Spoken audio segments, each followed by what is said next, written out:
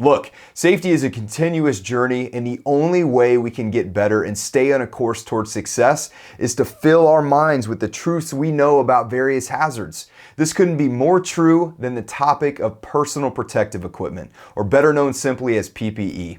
I'm going to kick this off with a very simple question that I ask every group I provide this training to. Is PPE the first or last line of defense when it comes to protecting yourself against various hazards? What I'd like you to do is briefly pause this video and ponder that question with either yourself or preferably other team members that you're watching this training with. Do that now, and I'll see you in just a few minutes.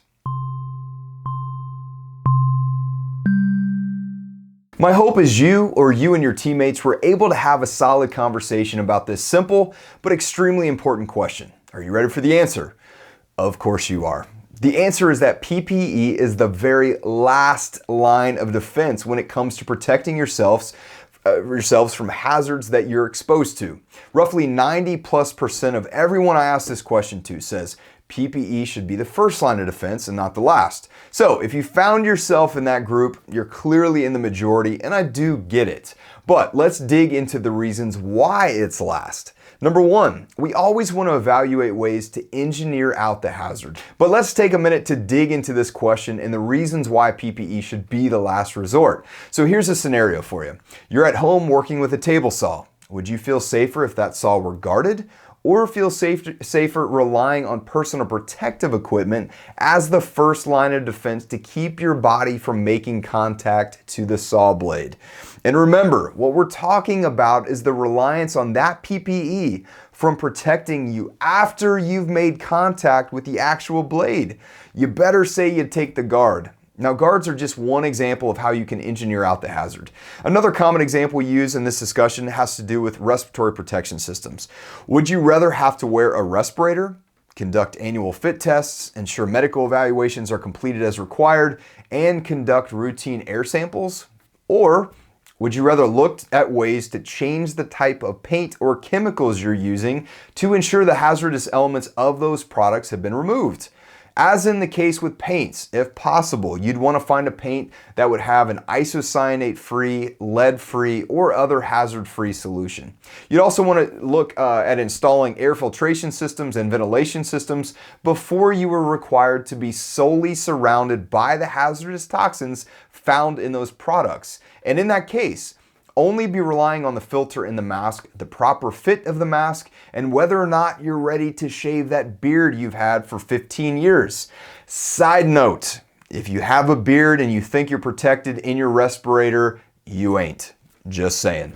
All right, so once you've exhausted all engineering options, the second mode of protection that must come before PPE is access control.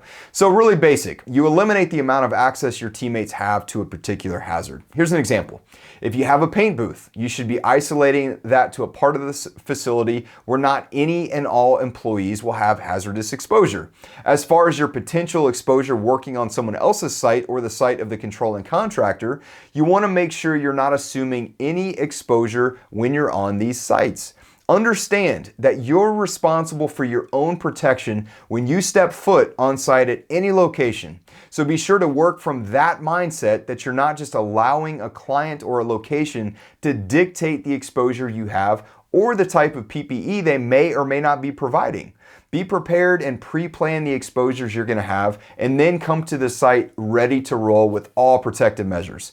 Another common example we often see is clients creating designated welding areas. If you have ultraviolet light hazards randomly dispersed around the facility, the chances of receiving arc burns to the eye will significantly increase. Housing hazardous substances in designated areas is another way to minimize exposure to only competent employees who are specifically trained to work around certain chemicals. I think you get the point here, but this is a great opportunity to take a quick break and either write down for yourself or discuss with your teammates different ways by which your location or department has, number one, engineered out various hazards, number two, created designated access controls for various hazards, and number three, where you may need to further provide engineering controls or access controls for the operations you're subject to. All right, let's do it.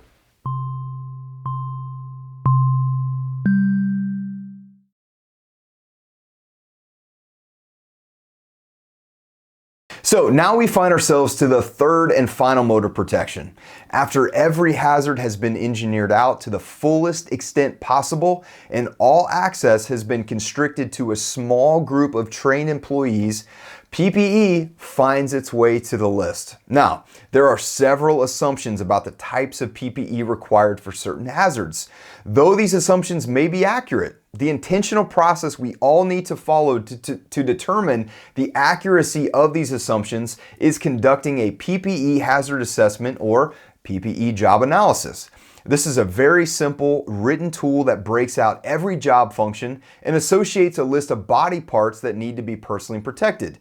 Typically, we start by looking at hands, eyes, face, ears, feet, lungs, and the head. As other potential hazards are presented while assessing the actual job duties, we can then assess the type of additional PPE that may be required. A perfect example of this would be employees that often have to reach into small metal openings on a frequent basis. Oftentimes we see a spike in stitches to the arm area because of these types of jobs. A common type of PPE that's added are arm guards or Kevlar sleeves. Are they comfy? Not really. Especially during the summer. They get pretty hot and itchy if you're not washing them as prescribed. Now, this leads me to my next point, but before we go there, I want you to pause this video and take a quick assessment of the PPE you use by department, how you originally decided it was needed, and what you might need to further assess to ensure you've got all PPE covered. I also want you to understand that hazard assessments are not only conducted for job functions that involve hazardous materials.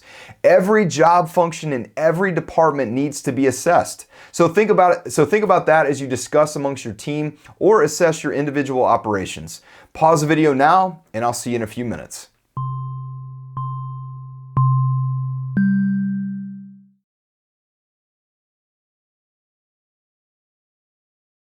I'm going to kick off this next section with the realization that PPE is not always comfortable. In fact, it can be downright hot, annoying, and seemingly intrusive at times. Whether we're talking about the arm guards I was referring to earlier or something as common as safety glasses on hot summer days, let me make you feel a little bit better by saying I acknowledge the reality of this discomfort. However, let me also challenge you on a couple things. Unfortunately, our consulting group works with places that experience some pretty horrible injuries and deaths over the course of their operations.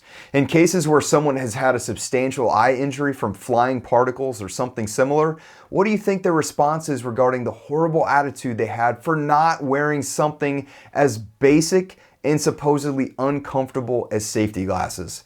It's beyond sad to see their mindset change after it's too late. How they wish they could go back and make the simple practices a disciplined and welcome habit. You all know how you feel when something stupid happens and it impacts your life to a minor degree.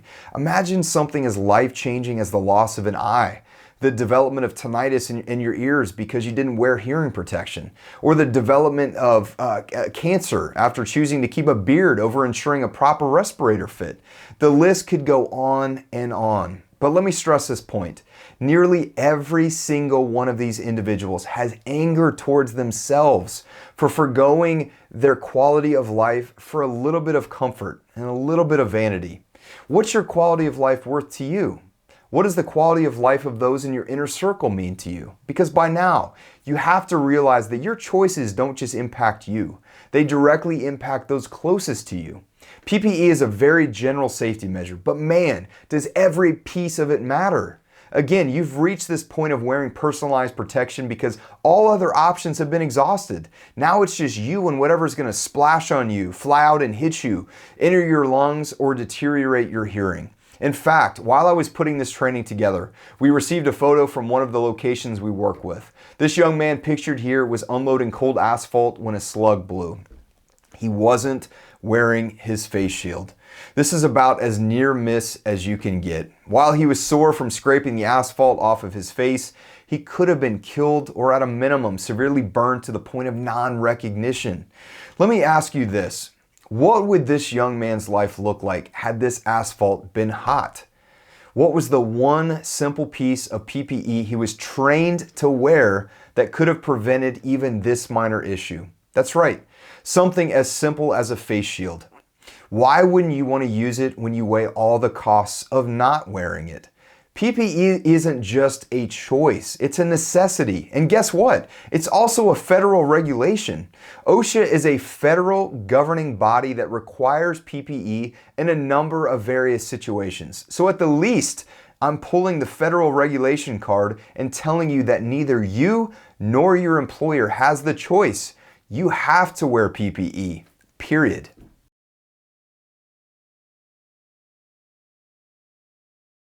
In closing, I want you to know that I can provide you with a common PPE hazard assessment tool for you to use in your department or office. Just shoot me an email and I'll get it right over to you. Listen, in this training video, I can't tell you what you have to wear, but what I can do is provide the tools that will help you come up with every piece of PPE you need to wear in every operation you perform. And that's an important point. These PPE hazard assessments need to be done on every job function you take part in. Now, as always, if you have any questions about PPE or anything else for that matter, please reach out to us. I'd be happy to review your PPE assessments and anything else you might need. Just give me a call or email me pictures, documents, or questions, and I'll help you process it. I'm Jake Wolfenden. Listen, we care about you and want the best for you. If I don't hear from you first, you'll be hearing from me in whatever training video you click next. Have a great day and wear your PPE.